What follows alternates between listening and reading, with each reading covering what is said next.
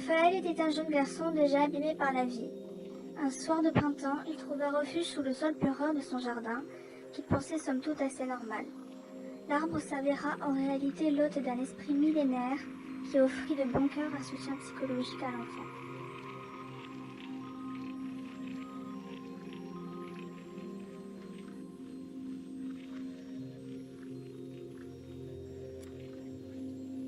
L'enfant en pleurs se réfugia sous le feuillage réconfortant du gigantesque sol pleureur. Ainsi éloigné de son foyer, ainsi camouflé des regards extérieurs, le petit garçon se blottit en boule contre le tronc épais et continua de sangloter. Les heures passèrent, le soir tomba, mais personne ne sembla à sa recherche. Il présuma qu'aucun membre de sa famille ne voulait s'embêter avec sa présence.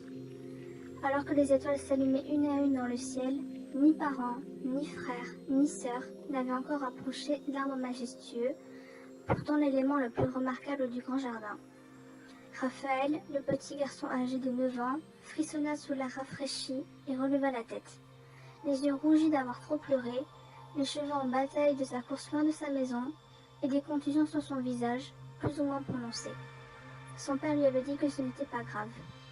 Les marques étaient plus facilement visibles que d'habitude, car les coups n'avaient cette fois-ci pas été portés sur les autres parties de son corps, mais elles auraient disparu avant la fin des vacances scolaires de printemps.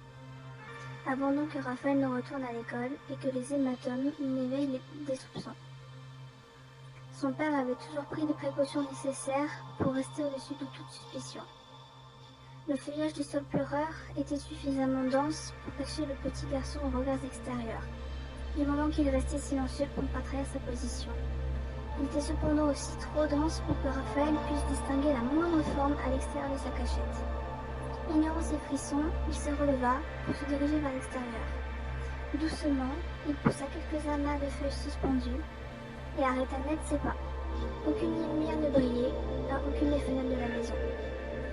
Raphaël soupira, ils devaient certainement être tous partis se promener en ville, profitant du retour tardif du beau temps.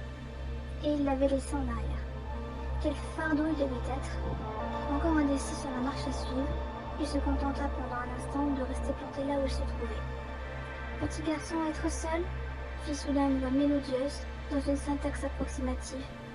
Être abandonné, à pleurer tout l'après-midi. Raphaël fit brusquement volte-face, ses yeux cherchant phonétiquement la source de ses doigts. Elle lui avait semblé provenir de derrière lui.